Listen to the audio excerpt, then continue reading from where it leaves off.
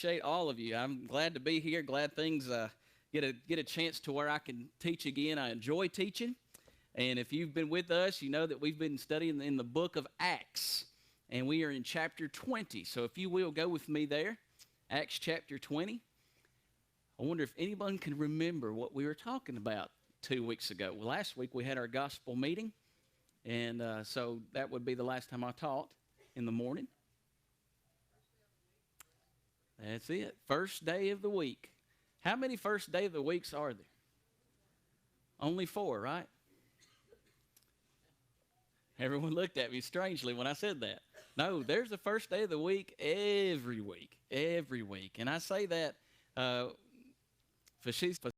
Lord's Supper in particular, this verse here, Acts 20 and verse 7, teaches us or gives us authority on when we can meet and assemble together in worship, and when we can observe the Lord's Supper. Happens to be on the first day of the week. The disciples came together to break bread. Paul preached unto them, ready to depart on the morrow, continued his speech until midnight. There's something significant about that first day of the week, right?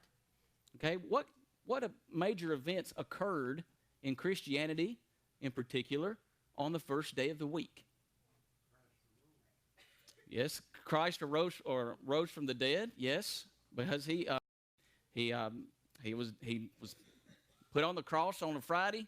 I guess in our calendar it would be, and then on Saturday he was on the tomb, but he was in the tomb on Saturday, and on Sunday, upon the first day of the week, Matthew 28 verse 1, he was not in that tomb. Okay, also what else? Day of Pentecost, which happens to be a very significant day for you and me. What is so significant about the day of Pentecost?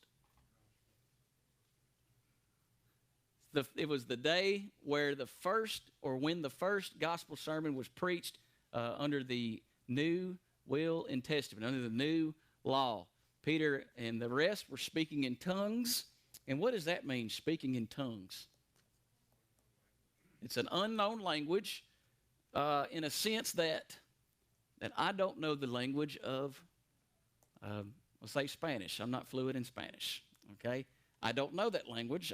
Was not born in the region where they speak Spanish. I've never taken, I don't want to say that because I took it in high school, but I've never taken Spanish lessons to where I could speak it fluently. I just got by in high school because I had to take it, but I don't know the language. That's the point.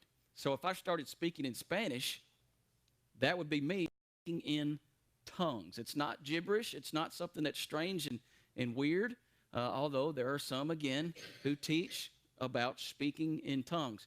What is one reason why I can't speak in tongues? That the time has come, yes.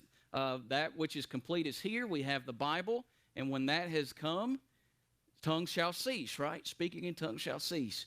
What about another reason? Okay, very good. The edification, that's what it was for, the purpose of miracles. It was for edification and teaching. No one in here speaks Spanish. There's no reason for me to speak Spanish. No one would be edified. If I started praying in Spanish, could you say amen? I wouldn't, because I don't know what anybody would say if they spoke in another language. Very good. Yes, ma'am?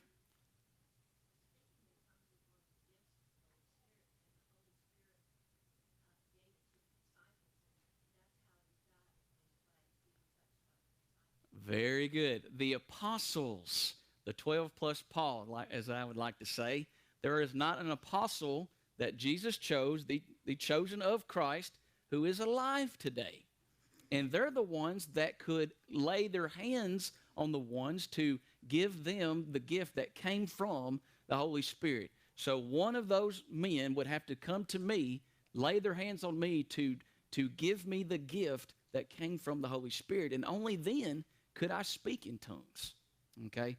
Well, there are no apostles alive today. So there you go.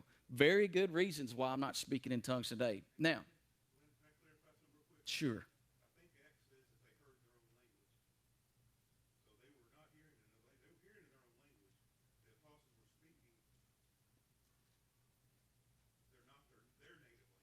Okay, yes. The apostles there, they were speaking a different language that they themselves did not know. The people heard in their own language because they were speaking in that language, right? That's a very, I want to make that clear too, because there are those who teach that the miracle was actually in the audience, and that's not true. They heard a language that came from speaking, so it was a natural thing that they heard. The miracle was not in the hearing, it was in the speaking. Okay? All right, wow, good.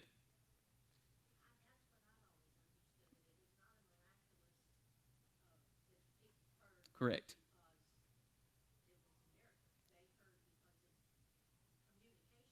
Right. You're hearing me speak English right now, and naturally you understand what I'm saying because that's the language you speak. Correct.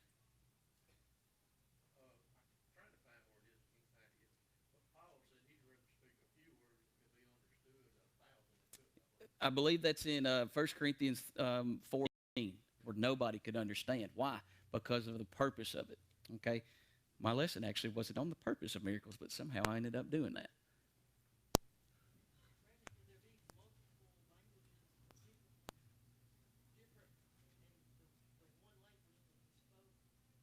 Remember, there were 12 on that place. Okay, I don't know how it happened. Yeah, are you asking if I may misunderstand your question? Like one man speaks multiple languages? Oh yeah. Well, obviously there were a lot of countries represented there at the day of Pentecost. I don't know. That's a good question. I don't know if they were just each speaking one language or if they would switch languages as they're preaching the gospel. That's a great question. I don't know. Possibly because, well, the miraculous was in the speaking and not in the hearing. Okay, so the like say, I don't know. I'm just being hypothetical here. I'm say that I'm Peter and I'm preaching on the day of Pentecost. All these countries are represented. I'm speaking over here, and I may be speaking in their language over here, and then I may say another sentence in another language over here. I don't know. That's a great question. I don't. I wish I could tell you, but I don't. Maybe we can ask that one day. Okay, so first day of the week on the day of Pentecost, the church was established. Christ on first day of the week, Christ raised from the dead. First day of the week, we observed the Lord's Supper, Acts 20 and verse 7. What else do we do on the first day of the week? That's right. We give as we have been prospered. Very good. Very good. Okay, so we have Acts 20 and verse 7, which teaches many things, and not only teaching, but gives us authority. Authority. That's when the Bible is binding on us. We have authority to assemble on the first day of the week, which is the Lord's Day, to do the acts of worship that He wants. Now, can we add to those commandments that God has given us? Can we add to the methods that God has given us? What do I mean by that? Say that we don't like unleavened bread. It is not appeasing to me. It's disgusting. So I'm going to put a saltine cracker on there to give it a little flavor. Am I allowed to do that? No, there's no authority for that. Okay. Grape juice, I like it, but I'd prefer something else. Can I do that? No. There are specific commands that we have and the specific things that we are to take. We are to take the fruit of the vine, the elements, and the unleavened bread. That's the elements of the Lord's Supper that Christ Himself instituted. Okay? Very good. Now, I say all that kind of in the ways of introduction to what we're here now in verse 8, continuation of this one specific worship service. Now, a lot of things happened and occurred. I would say exciting things, but it's kind of, well, I don't know. It would startle me. But anyway, let's read it together, beginning at verse 8. And there were many lights in the upper chamber where they were gathered together. And there sat in a window a certain young man named Eutychus, being fallen into a deep sleep. Some of y'all started to giggle already. Some of y'all may have jolted inside like, uh-oh, I might be in trouble. Let's see what happened to Eutychus. And as Paul was long preaching, he sunk down with the sleep, fell down from the third loft and was taken up dead. Okay, what can we blame this on? Paul's long preaching, perhaps. Maybe that's why some of us maybe fall asleep, because maybe I'm long-winded and I preach long. I don't know. I doubt it. It could be a lot of things. It could be the temperature in this room that gets us sleepy. I've been guilty to fall asleep or get really sleepy where I'm fighting and struggling to keep my eyes open. I've done that before. But it has nothing to do with our hearts. It can, but we don't want to immediately assume or judge people that do fall asleep, that they're indifferent about what's going on, or their hearts perhaps are not in worship. I would never assume that about anybody. What I would assume if I see you falling asleep is that you trust me enough with the gospel, and so you're just going to rest your eyes and trust me enough that I'll speak the truth, and I'll just continue on. So I take it as a compliment, I guess.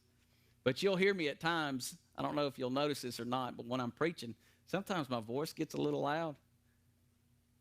You wonder why I do that? Sometimes I'll make the comment, "Are you still with me? Are you still with me?" You wonder why I do that? Now, if I do that, I don't want to see anybody's heads turn around and see who's asleep.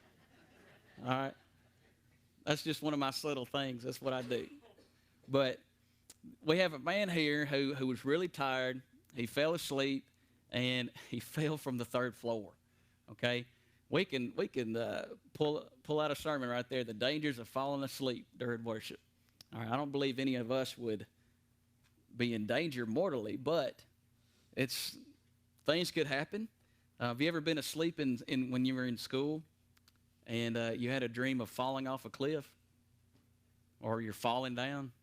I guess that's just me. I'm the one that fell asleep in school. But when you fall asleep in school, you'll have a dream of falling, and you wake up and you're startled, and you'll wake up. Maybe that'll happen in here. I don't know, but that would be another indication.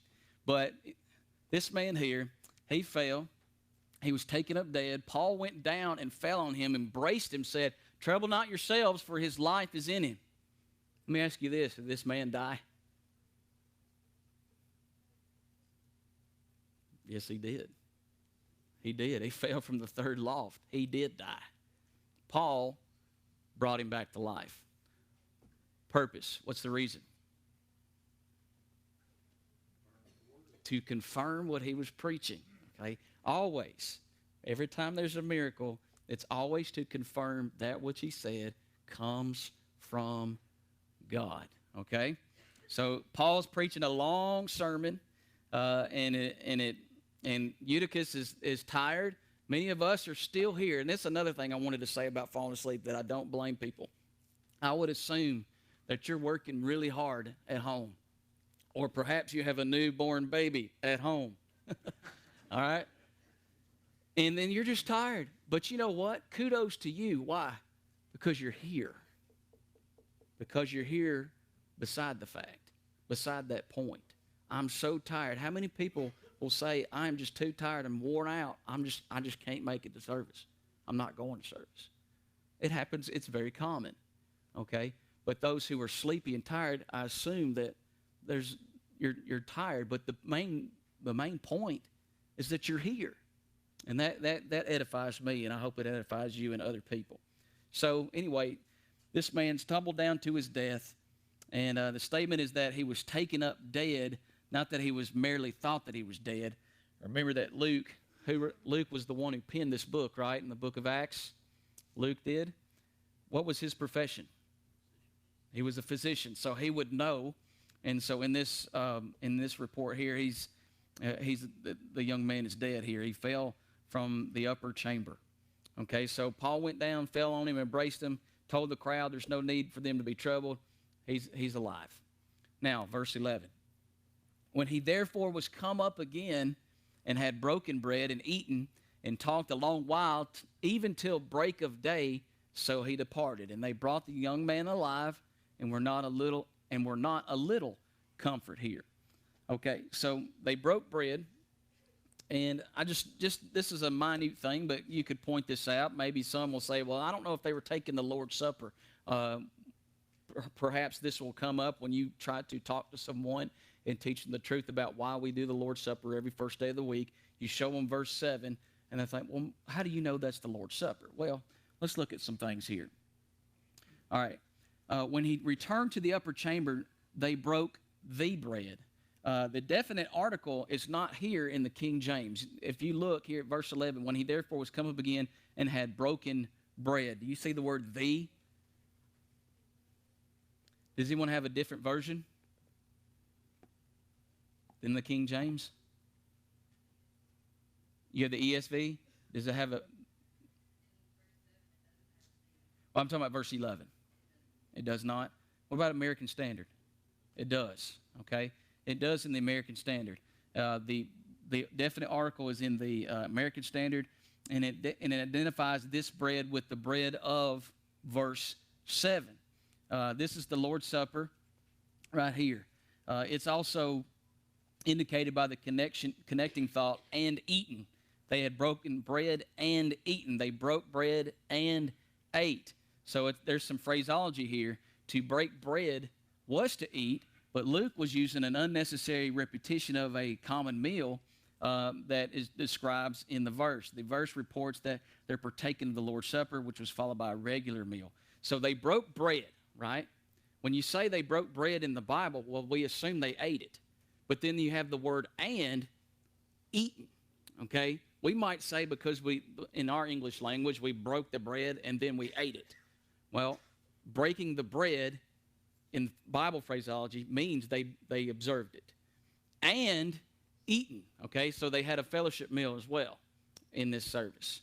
All right, so there's another indication there that verse 7, it talks about observing the Lord's Supper. And of course, when the young man came up alive, everyone was comforted. The last phrase there in that verse. Okay, so that is an exciting worship service. We have authority. They observe the Lord's Supper on what day of the week? And how many are there? Well, every week has a first day of the week. So that's why we observe the Lord's Supper on the first day of the week. Paul preached, okay, and then a man falls asleep, falls down to his death. I don't want to say that chuckling. I don't know why I say that chuckling. Why do I do that? I don't know. But Paul comes down and brings it back to life. All right? I don't know why this is humorous, and it shouldn't be. But he fell asleep during Paul's long sermon, and then Paul gets an opportunity to perform a miracle to another reason to edify him here. Okay, any questions? All right, so Paul is about to go to, he's going to continue in his journey here. He's heading back to Ephesus, and then he stops by Ephesus on his way to Jerusalem. All right, here, verse 16. For Paul had determined to sail by Ephesus because he would not spend in time in Asia, for he hasted. He was in a hurry. If it were possible for him to be at Jerusalem the day of Pentecost. Okay, so we have the day of Pentecost here. Another opportunity for the Christians in Jerusalem. As a matter of fact, some who came on that original day of Pentecost, guess what they did? They stayed with their brethren. Even though they're from faraway countries, some of the Christians that converted stayed in Jerusalem. Now, in Jerusalem, we have now Christianity. But what is the main religion in Jerusalem at that time? Judaism. Okay? Now, we've read through many chapters about how the Jews felt about the Christians, right? Were they in fellowship with them? Did they say, you know what, you're a Christian, we're just going to coexist, and you just come on over for a fellowship meal, and it'll be all right? Is that what happened? Absolutely not. As a matter of fact, families were split, friends were split, many things were troubled. These Christians now are persecuted so heavily they couldn't make a living. They couldn't shop in the market. They were persecuted. They were the minority, I guess you could say. So, with the Christians in Jerusalem in that condition to where they can't shop for food or without a persecution or any kind of trouble, or even if mom and dad will not accept them back into the house because of their conversion. What is wrong with the Christians now? What if you and I couldn't work or go to a family member that refused to see us because of our conversion? What would be our condition?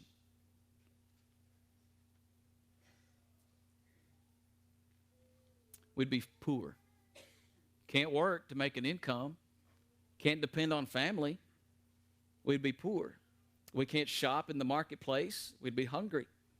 What was Paul doing when he was wanting to come back to Jerusalem? What was he doing?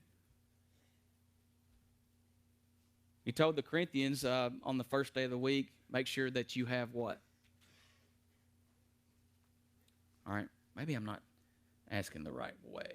Let's go to 1 Corinthians. Let's see. 1 Corinthians chapter 16.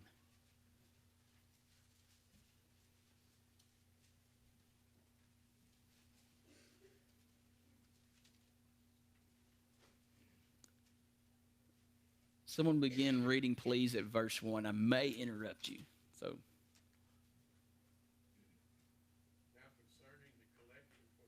All right, right there. Now, concerning the collection for the who? Saints. Which saints? Jerusalem. Those who are in Jerusalem in the context. Okay? Remember, the Christians in Jerusalem cannot work. They have no means of income. They have no family to depend on. They can't shop in the marketplace. They're being heavily persecuted, which could mean anything, right? Plus, also in Jerusalem, they were being, persecuted to the point of death. So now concerning the collection for the saints, keep reading.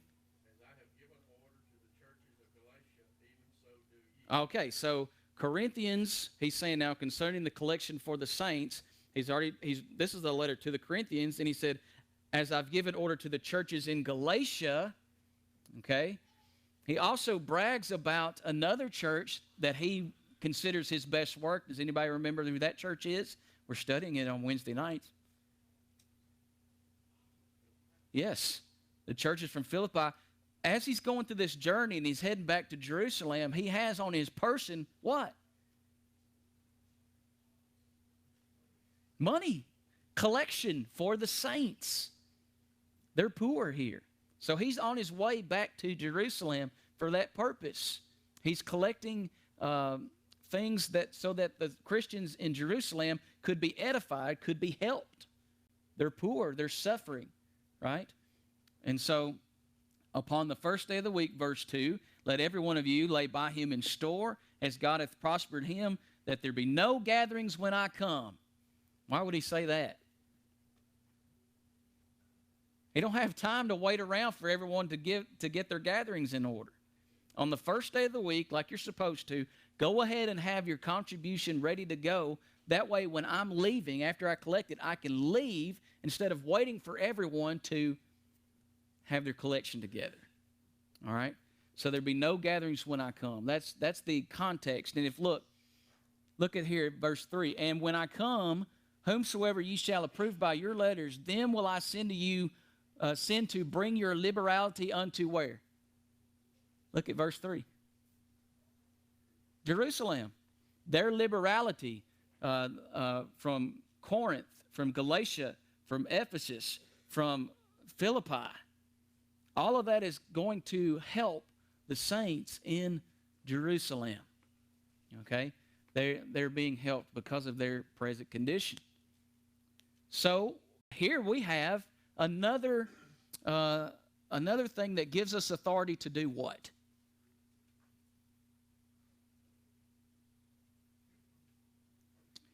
Okay, let me give you this example. Do y'all remember the fires in Pigeon Forge in Gatlinburg? Do y'all remember what we did?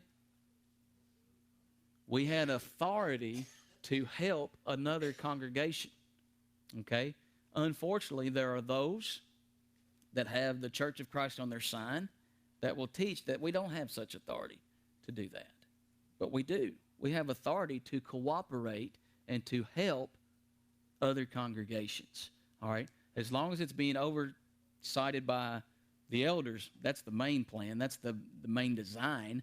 Our elders, made that decision. You all responded generously, liberally. I remember that contribution that day. I was very encouraged by that, and so were they. Okay, as far as I know, they've been rebuilt. That building is fine. Everything's great, and they're continuing their work there in Gatlinburg. And it's because not only us, but many people went in to help with that situation. That's wonderful. Edification. You know, those who converted in Jerusalem, they converted from what religion? Jews. You remember the relationship between Jews and Gentiles? Remember the fellowship meals they had and they're all happy together? No. Remember, even Peter had an issue with Gentiles, did he not? So when this collection came from Corinth, from Galatia, from Ephesus, from Philippi, nations that are Jewish nations, Gentiles stepped up and helped the Christians in Jerusalem, which were mainly Jews, giving them edification. We're all in this together. It's fantastic. All right, so there was many reasons why they gave, and edification is the purpose. It's always from the heart, just like when we observe the Lord's Supper, just like when we pray, when we sing hymns, it comes from the instrument that is to be employed, and that's the human heart. So therefore, we observe the Lord's Supper every first day of the week. We give every first day of the week. We sing every first day of the week. We sing whenever we're joyful, right? We don't send an offering plate of love on Wednesday, do we? We don't do that. We don't do car washes to send people to missionary. We take care of that ourselves because of our liberality. You see how the Lord shines through our giving? Okay? Very good. So, going back to Acts chapter 20 here, I just wanted to make a sidestep on that Paul, he's going to stop by Ephesus here, and he's on his way to Jerusalem. So there's the members of that. Now, let me also step aside and talk about this. Verse 16 is where we are. That contribution that's going towards Jerusalem, is it only for the saints? Can only Christians benefit from that contribution? They should take first priority, but it could benefit other people. Remember that when Jerusalem receives this contribution, their elders could decide to help some people in need, which, because they do that, what happens? You're evangelizing. God's light is shining through the work of the church. They didn't step back and say, you know what, this contribution came for us. We need to make sure that we sit on it in case a rainy day comes. That's not the purpose here. They could let God's light. Let's look at some verses here. Let's go to 1 Thessalonians chapter 5 and verse 15.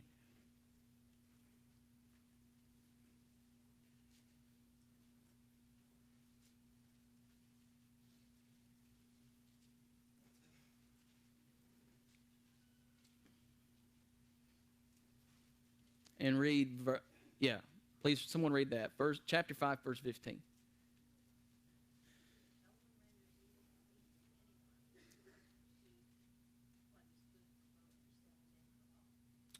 Okay, so you see the last phrase there?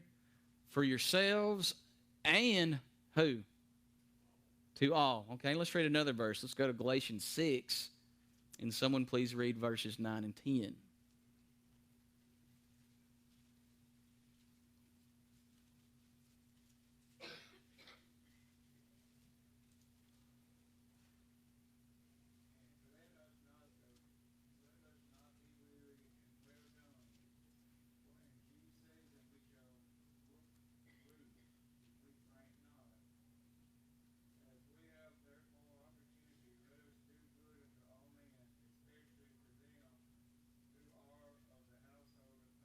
Okay, especially unto them who are the house of the faith. But what was the phrase before that? Let us do good unto who? All men. All men. Now, why am I bringing that up? Is that important?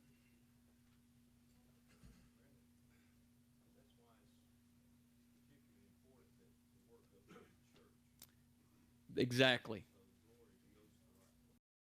We give liberally on Sunday, that when we help somebody, who gets the glory? The church, but more importantly, God. God gets the glory. Now, we can give, and there are who give, and it's very humble and wonderful. We're glad to do that. But true or false, if I say that I give someone some money outside of Sunday, who does the glory go to? I'm not doing it to get glory, but who gets the thank you? Who gets, say that I give Pete, he came to me and he needs help, and as his brother, I'm going to help him. Okay? And if I just give it to him, he's going to thank me, right? When the work goes through the church, who do we thank? God. All right? God gets the glory. All right? We want to make sure that happens. And there are a lot of generous people. A lot, especially in this congregation. Especially in this congregation that I know of. And that is so amazing and wonderful. And so there's that. But I say that to bring this up.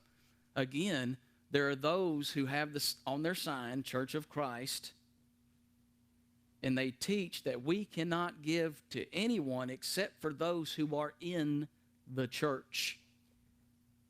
Okay? But then we have scripture here to say that we do good unto all men. Hypothetically speaking, someone comes to that door, bangs on the door, it's a mother. We don't know who she is. She has 2 children, and she said, look, we're starving. I'm sorry, you're not a member of the Church of Christ, and so therefore there's nothing we can do. Would that give God any glory? I appreciate you saying that, Raymond. He said it would put a shame. Not to him, because he didn't make that decision. It would be to us, right? Scripture where it says, you were hungry and I fed you, you were naked and I clothed you. Yeah. You were in prison and I visited you. That's right. They're going to say, when did we do those things? When you did those things, you did it also unto me.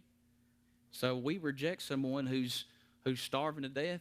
And what's really sad, those who are in those kinds of churches, they will be okay of buying fertilizer for their lawn, but not okay with feeding someone. They will feed grass, but they won't feed a human being. Makes no sense. No sense at all. So we have scriptural authority to help others, to cooperate with other congregations, and that's what we should do. And the whole purpose is God gets the glory. Period. Any more comments on that?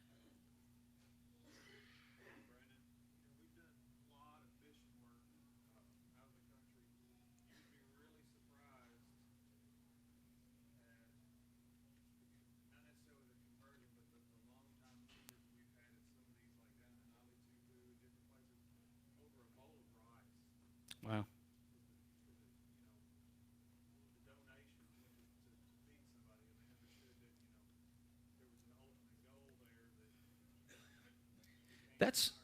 That's why, yeah, that's why when we give, how are we supposed to give?